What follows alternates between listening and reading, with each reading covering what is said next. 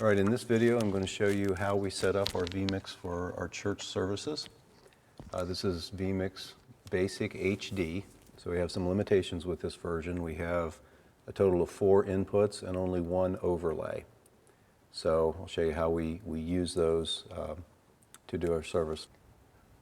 First of all, I'm going to add an input, and I'm going to add our pan tilt zoom camera. So I go into here, add a camera. The AWHN38 is our Panasonic. Now, since we only have 4 inputs, we're not going to end up with an input to spare for audio input.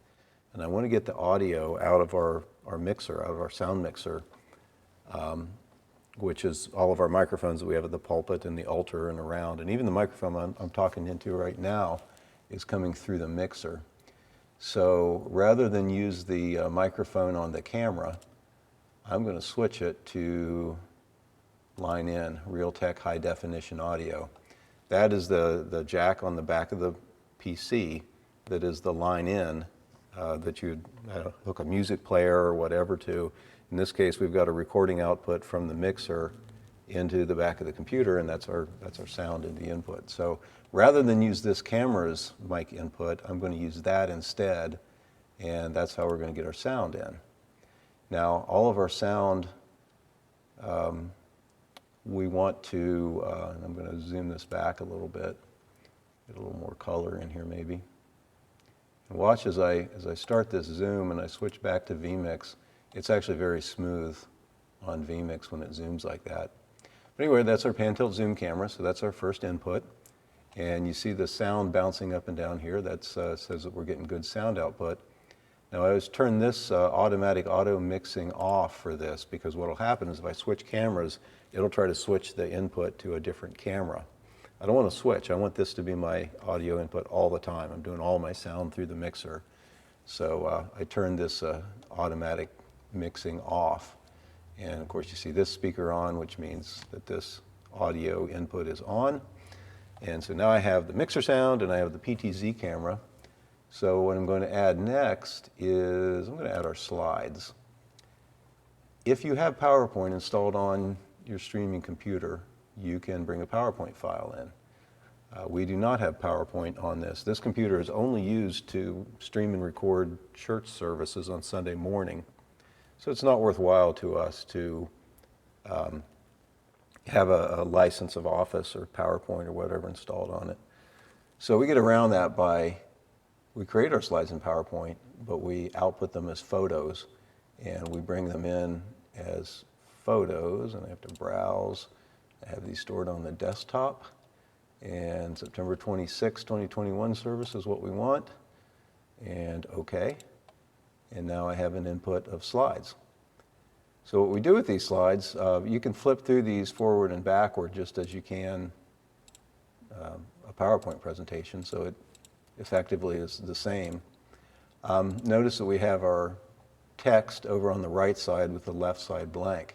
That's because we're going to use an overlay to show the reader, in this case the pastor, in the left side, and then text on the right side. So this is the same bulletin that people in the church service have. So whether you're in the church or you're at home watching this, either way, you're going to be able to see the same service. And so we go through, we have the liturgy, the prayers, the hymns, the scriptures. When we get to the scriptures, this is the beginning of the first reading for this service, and so that's our bulletin. So, okay, we have our pan tilt zoom camera and we have our bulletin in. Now we have a camcorder that is focused on the altar, and we switched our service around a little bit to have most of the service be done at the altar. That lets us use this camcorder in the way that I'm going to show you here. So I'm going to add an input and camera, and I'm going to pick this USB video.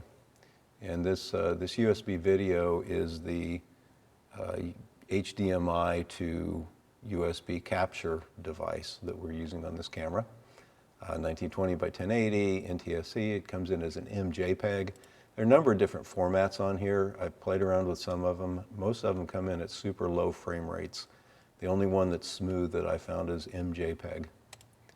I'm going to put no audio device. Again, I'm doing all my audio through the other input, and so I'm not going to bring an audio in here. Okay, and so now we have this. This is our altar view. So when the pastor's up here doing communion or doing the liturgy or whatever, instead of going to the pulpit, we have her spending most of the time up here. And this gives us a perfect straight down the aisle shot, and that works very well for us. So next, now I'm going to get a little tricky. So if you remember, we have these slides with the text on the right and the overlay on the left. I'm going to go set up that overlay now.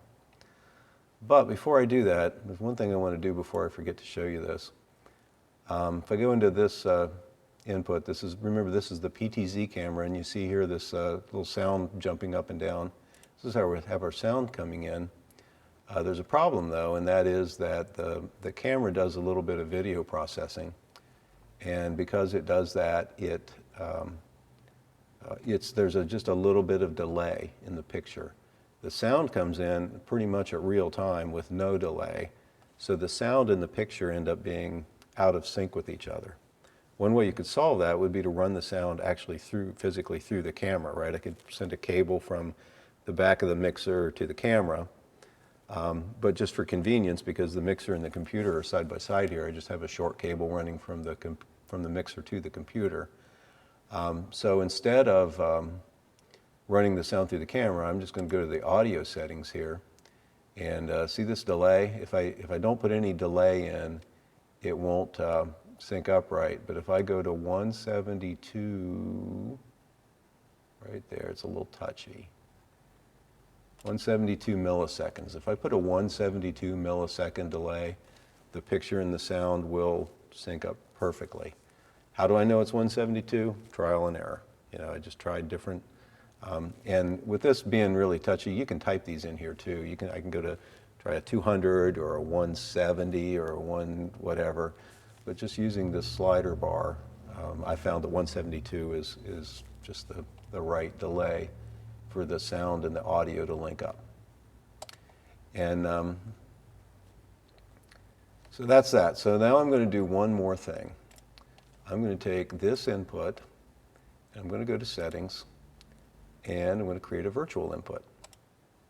And I'm going to close out of this one, and I'm going to go to my virtual USB video, and I'm going to go to the settings on it.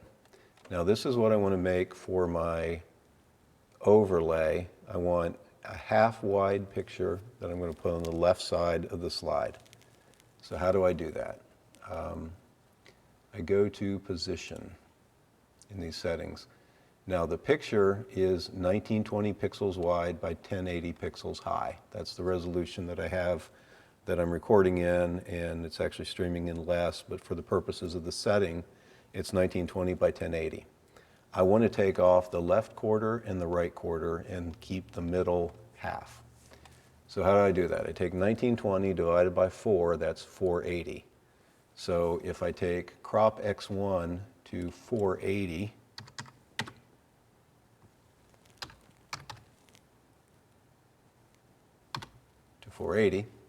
that actually cuts off the left quarter of the picture. And if I take crop X2 to 1440, 1920 minus 480 is 1440, that takes off the right quarter of the picture. Okay, so now I'm going to set up my overlay. Let me put this in as the display here, and I go to overlay. Overlay number 1, unfortunately that's all I get. And so I have this pan X, and I played around with this, and I came to find out that if I put 0 here and overlay this, it's right in the middle of the picture. But if I go to minus 0.5 on pan X,